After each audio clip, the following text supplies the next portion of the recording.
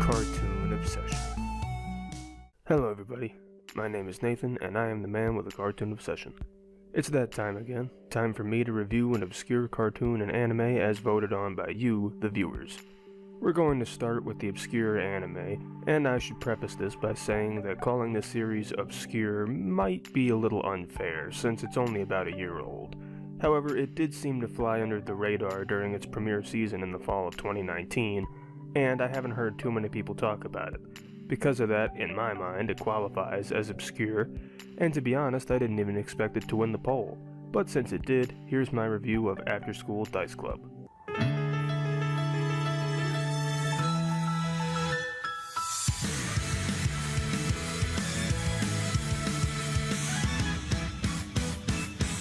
After School Dice Club, or Hokago Saikoro Club, is an anime series based on the manga of the same name. The series was produced by Liden Films and was dubbed and distributed by Funimation in North America. It consists of 12 episodes and originally ran from October 2nd, 2019 to December 18th, 2019. The series follows Miki Takekasa, an introverted girl who sees other people playing and having fun and wishes she could do so too. Naturally, things change when she befriends one of her classmates, Aya Takayashi, and the two spend a day together.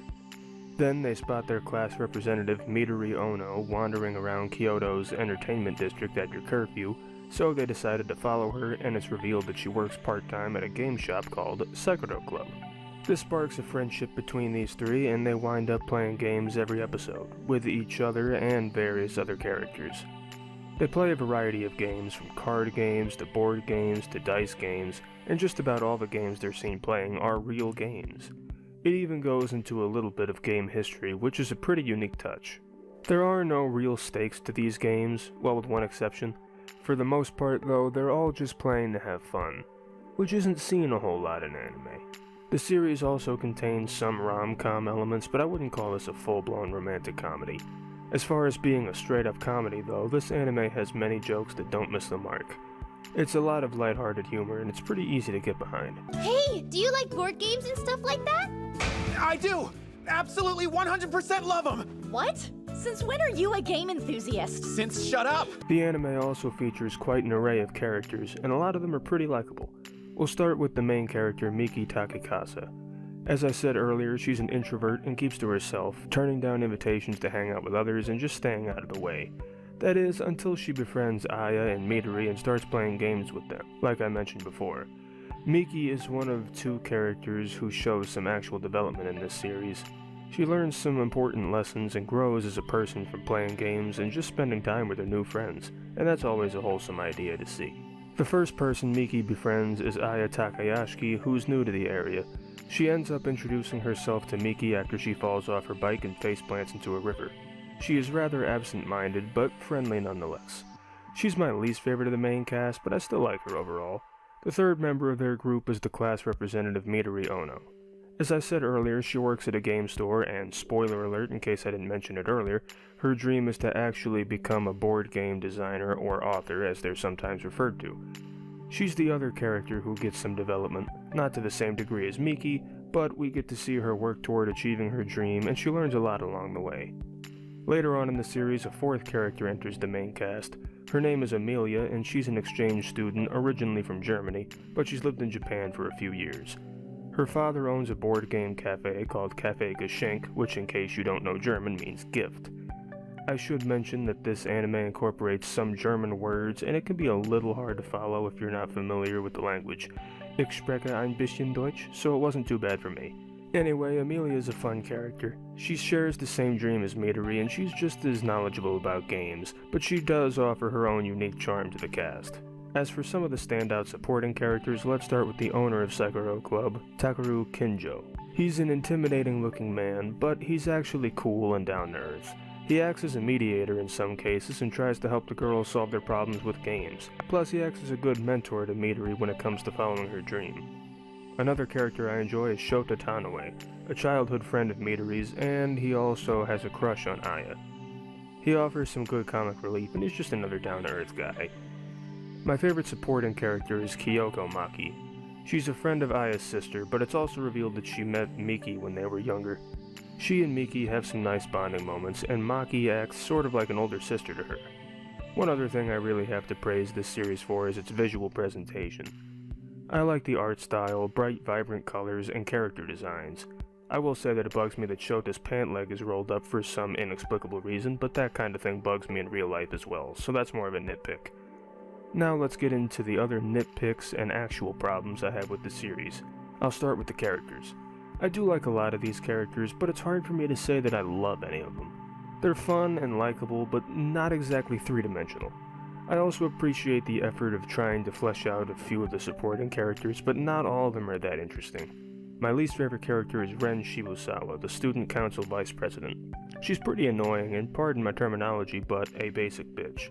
And by that, I mean she actually is just a typical bitchy girl. I don't hate her though, I don't even fully dislike her. She just doesn't do much for me. The humor in this show is good, like I said before, but there are a lot of random moments where Midori gets embarrassed and blushes for little to no reason. It makes sense in some instances, but more often than not, I just don't get it. I guess they kind of hinted that Midori had a crush on Miki, but that might be a bit of a stretch. There are also some random outbursts from other characters that I also don't get, but they can be funny at times. I think it's about time I headed home too. Darling, I love you so much. What? Something that really bothered me was the conflict between Aya and her father in episode 10, and I was actually pretty disappointed with the way it was quote-unquote resolved. It just felt like a cop-out to me, and like nothing was really settled. Also, I must say, I've watched this anime twice, and both times I found it easy to space out in some places. Not that I think the anime is boring, but there are some lulls. For example, it feels like they take forever to explain how the games are played sometimes, and while I get that the explanation is important both in the context of the show and to the viewer to understand what's going on, I feel like some of these explanations could have been trimmed down a little. Finally, while I do find the ending to be relatable and even uplifting, I don't know, for some reason a majority of the episode doesn't feel like it carries as much weight as it should. I wouldn't call it a bad ending, but just acceptable. After School Dice Club isn't perfect. It's not all that deep. There's not this big story outside of Miki overcoming her shyness or Midori following her dream. Not a whole lot of character development aside from those two, and not a lot of big conflicts. However, not every series needs that. I've gone on record saying that my favorite genre is comedy, and I stand by that. Does that mean I have to think every comedy is perfect? Absolutely not. But they don't all need to be perfect either. After School Dice Club does feel like a run-of-the-mill slice-of-life comedy show, but it does have some unique attributes to set it apart. Plus, if you're a fan of board games, I definitely think this will be right up your alley. Overall, I give After School Dice Club a 75 out of 100. It's a laid-back, relaxing, and fun series. Easy to watch and easy to laugh along with. It gets a thumbs up from me. So no training wheels for your first-time customers? I like that kind of attitude. But I won't lose, no matter what it takes! I think I might lose. Thank you guys so much for watching the video. If you have any other cartoons, anime, or other animated works that you want me to talk about in the future, please let me know. After all, it's not my channel, it's our channel. Don't forget to like, comment, subscribe, and feel free to check out my social media pages, audition for an outro, and join the official Cartoon Session Discord, the links for all of which are in the description below. Thanks again for watching, and I'll see you all next time. Hi, I'm Hinata Hyuga from Naruto, and thank you for watching Cartoon Obsession.